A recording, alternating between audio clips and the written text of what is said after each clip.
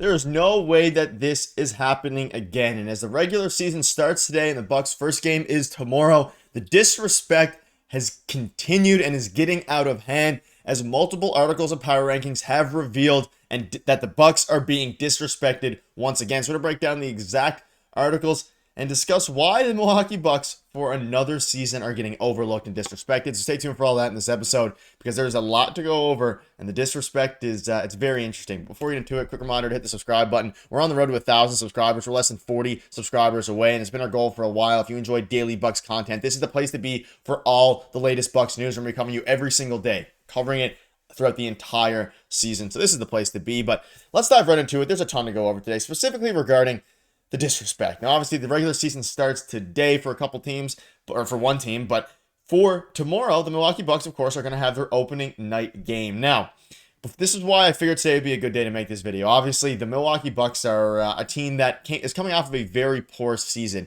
They obviously, they got eliminated in the first round against the Indiana Pacers.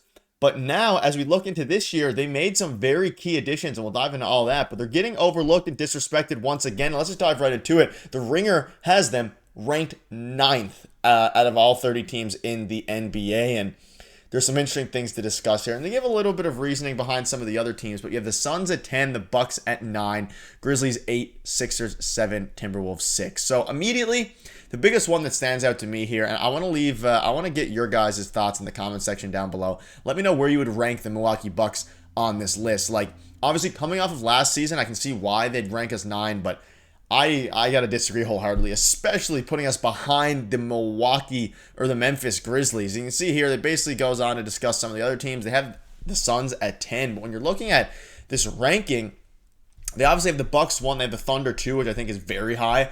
The Nuggets 3, Mavericks 4, and Knicks 5. And I don't necessarily hate this top 5. I do think the Bucks could squeeze into the top 5. Maybe even, I'm not super high on the Nuggets this upcoming season. You could put them maybe ahead of a couple of other teams here. Obviously, the Mavericks are playing well. They made a couple of additions. They got Klay Thompson. But when you're looking at it from an outsider's perspective, putting the Bucks up behind the Memphis Grizzlies is a little bit crazy to me. Obviously, they had a really bad year last year because of Ja Morant being out, and they added a guy like Zach Edey, who could be a prominent big man.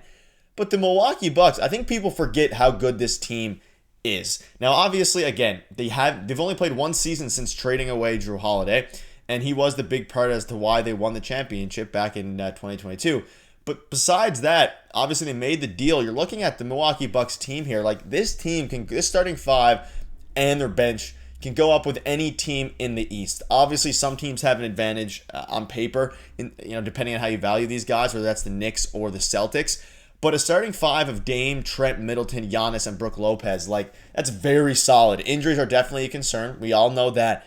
But I think, at least especially compared to the Memphis Grizzlies, I'm taking the Bucks every single day of the week compared to the Memphis Grizzlies. I'd also put the Bucks over the Philadelphia 76ers. I know they got a guy like Paul George, but it's still yet to be seen how he meshes with Joel Embiid. He's obviously a pretty plug-and-play player, but I still would put the Bucks ahead of them. I'd probably put them near the Timberwolves as well. I'm not super high on them getting Julius Randle. I could see why they think it could work, but I'm not super high on that.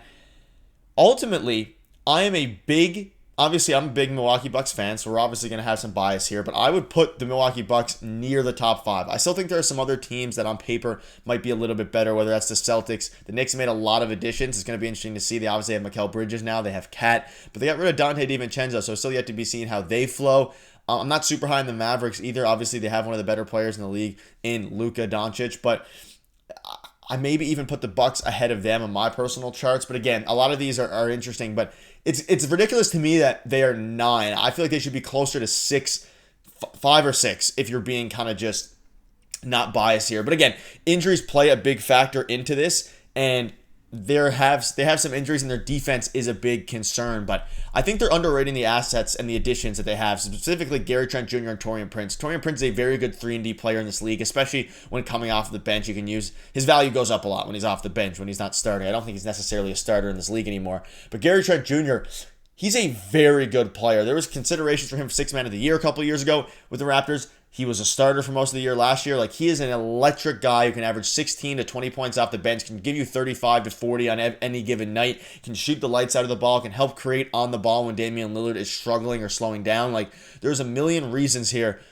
as to why to be excited about this team, specifically on offense. But the biggest issue will, of course, be the defense, and Brook Lopez is still battling a bunch of injuries. And you look at, if you're curious, from 15 to 11, you have the Heat, Pacers, Cavs, Lakers, and Magic. So you have the Magic 2 spots only above the Bucks, which is another interesting one. But I wanted to give you guys a quick look at this. Let me know in the comments on the Ringers rankings what your thoughts are, because very interesting to me. I think they're a little bit underrated at this point, and I just don't think you can have the Memphis Grizzlies ahead of them right now. I just don't see a world where that's happening. But funny enough, you look at ESPN's power rankings, which is, of course, a different one, and they give some more information.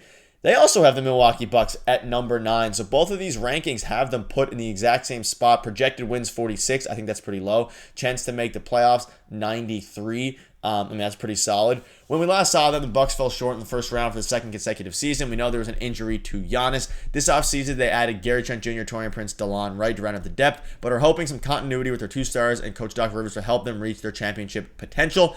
They have their biggest strength and weakness as being experience. Will be a double-edged sword for the Bucks this season. On one hand, they still have the core of a championship team and Antetokounmpo and Lillard as their leaders with proven playoff experience if they can stay healthy. But the perils of fielding a veteran roster mean the Bucks will have to manage health for most of their key players. 4 of their projected starters will be at least 30 years old this season. Again, age is the concern here, but if everything meshes, this team has a huge ceiling, and I don't think their floor is super low. I mean, you have Giannis. He's going to guarantee you a ton of wins on his own. You have Dame. He can also guarantee you a ton of wins on his own. We saw it in Portland.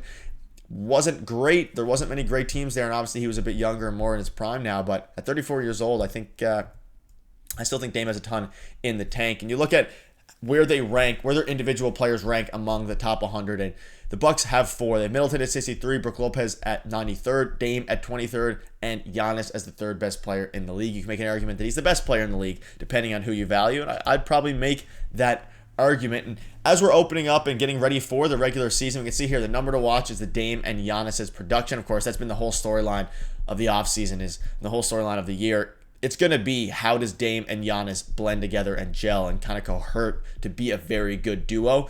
And some interesting things here I wanted to bring up. The best bet, they had Bobby Portis to win 6th man of the year. I think there's a very good chance he does that. I think there's a very good chance he develops he improves even more at this point. I think he's going to be phenomenal off the bench for the Bucks, especially when now they have another guy like DeLon Wright, Torian Prince. The bench is only getting better, so he'll hopefully be able to thrive around them. But obviously Naz Reid is going to be the big, the competition, assuming he doesn't start.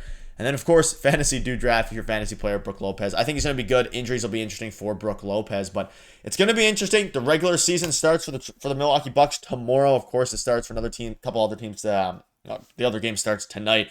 The Knicks are going to make their debut with Cat, which is going to be super intriguing. So I'm just excited that the NBA season is back. Let me know in the comments what your thoughts are on these rankings. Do you think the Bucks were disrespected, or do you think that they weren't disrespected and that 9 was the spot to be? Let me know. This is the place to be for daily Bucks news. There'll be tons of videos coming out as the season gets started. So make sure to hit that subscribe button.